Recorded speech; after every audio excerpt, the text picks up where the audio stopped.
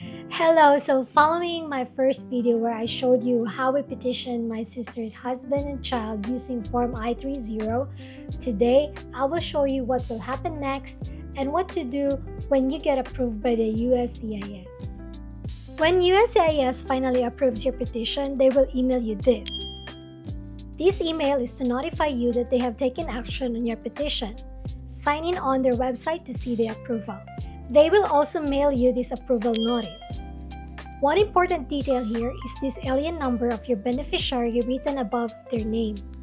You will be needing this a lot, so make sure you take note of this. USCIS will send your file to the Department of State National Visa Center, or called the NVC. Then once NVC receives your approved petition, they will send you and your beneficiary an email, one for each petition that you file, to notify that they have received your petitions. We personally didn't receive any physical mail on this, so just in case you wonder. This email is known as Notice of Immigrant Visa Case Creation, or the Welcome Letter. Note, it is very important that you read everything in here. But for this video, I will only highlight some of the important details because it is a very long letter to read. This is a confirmation letter that they have created your beneficiary's immigrant visa case number. The next step is here in this paragraph. Log on to the Department of State's Consular Electronic Application Center, or known as CEAC, at this link. To see your case status, pay the fees, upload and submit documents, and do not email any documents to the NVC. Send only to this website. Also, this is where you can read messages from NVC and complete the DS-260 of the beneficiary. Then below here is your NVC case number and invoice ID number, which you will be needing to log on to the CEAC. These are important details to take note of too. I will show you how to log in later in a minute. Also, here, it says that if you are logging into CEAC for the first time, it can take up to 3 days or 72 hours from receipt of this notice to activate your account. So, if you can't log in right away, don't panic because this is why. After the first letter from the NVC, you will receive another email from them called the Introduction to Document Collection. This is to tell you that you may begin your application with them and they are now ready to accept your documents and the payment for your fees. It says here, NVC's role is to collect fees, administratively prepare you for your visa appointment, and yes, they will be the one to schedule your beneficiary's visa interview in the US Embassy. Also here, you are encouraged to read this website at nvc.state.gov. Just click the link and it will direct you to the website. This is where they show you the entirety of the process and instructions on what to do. Also remember, if you're doing more than one petition, just like my sister, she has an IR1 and IR2, you have to pay the fees, submit the documents, and apply for the DS-260 form separately for each individual petition. Now let's go and log into your CEAC using your case number and invoice number.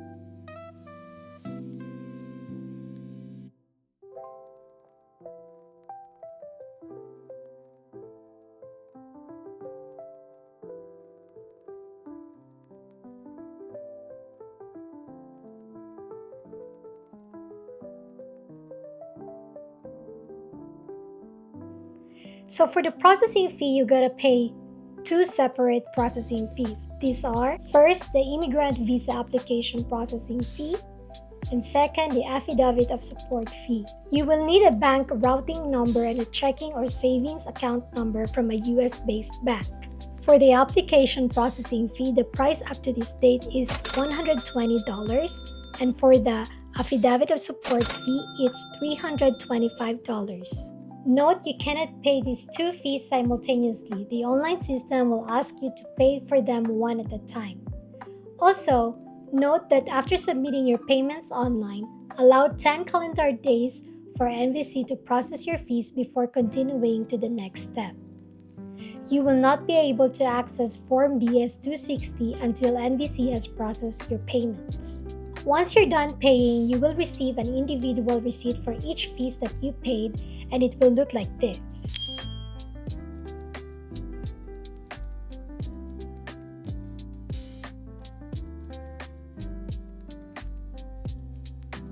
While they process for your payment, make sure that you prepare the required documents to submit in scanned form or soft form copies. They have a requirement for the file size and file type, so make sure that you follow this.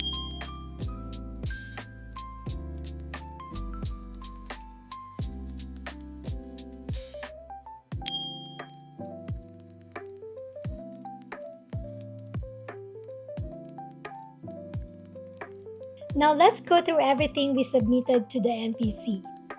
First, for her IR1 or spouse petition. For my sister, as the petitioner, we submitted scanned copy of her complete and signed Form I-864 or the Affidavit of Support. You can download this form here on this website so you can get the most updated form. Just click the link and it will automatically download the form.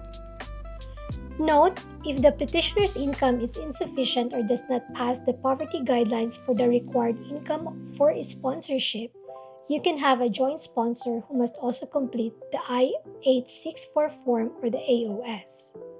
Next is her latest federal income tax return. We submitted the transcript from the IRS. We also sent my sister's 1040 copy, a copy of her W-2. We also sent a copy of her certificate of employment along with 6 months of pay stub, and a scanned copy of her US passport and birth certificate for proof of her citizenship.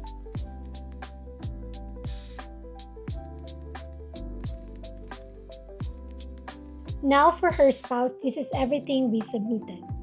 A scanned copy of his passport, his birth certificate, a copy of their PSA marriage certificate, NBI for his police clearance, their PSA advisory of marriage, and a copy of his 2x2 photo. Note, if you had been previously married prior to your current marriage, make sure to include in your submission a scanned copy of the evidence of the termination of every prior marriage you had. So include all divorce papers or annulment decrees. Now let's go through everything we uploaded for her child or the IR2 visa category. For my sister or the petitioner, we submitted the same set we did on her IR1. Her completed and signed Form I-864 or the Affidavit of Support, the transcript from the IRS, 1040 copy, W-2, certificate of employment along with 6 months pay stub, and a scanned copy of her US passport and birth certificate. Now for her child, we submitted a scanned copy of his passport, his birth certificate, and a copy of his 2x2 photos. When NVC finishes processing your payment and status in CEAC appears to be paid, and you have prepared all the required documents, you have the scanned copies of all of it, it's time to complete the DS-260 form for each visa applicant. Click the Start Now under For Application on your summary page to go to the form DS-260. After submitting DS-260, you must print the confirmation page and bring it to your interview. You can print this from CEAC at any time after you complete your DS-260 application. After that, submit the documents. Click the Start Now buttons located under Affidavit of Support documents and Civil documents. After uploading all documents for each section, press Submit. If NVC finds something to be corrected in your submitted documents, they will contact you through this inbox. So make sure that you check this inbox once in a while. After paying the fee, submitting DS-260, and providing all the supporting documents, The NVC will review everything, and then if everything is okay, you will receive this email called Documentary Qualified. This means you've successfully passed the NVC stage. For my sister's case, it took 16 days from paying the fees to achieving Documentary Qualified. And after that, NVC will work with the US Embassy in your beneficiary's country to schedule their visa interview appointment. And then the waiting game resumes. And once NVC gets your visa interview appointments, they will send you an email to notify you.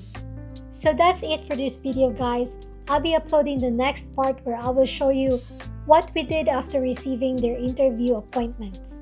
Don't forget to like and subscribe, and check out our playlist for the CR1 or IR1 and IR2 visa, where I will continue to upload DIY guidelines on processing these visa categories. Also, we have a K1 visa playlist. If you fit on that category, go on and check it out. Thanks for watching!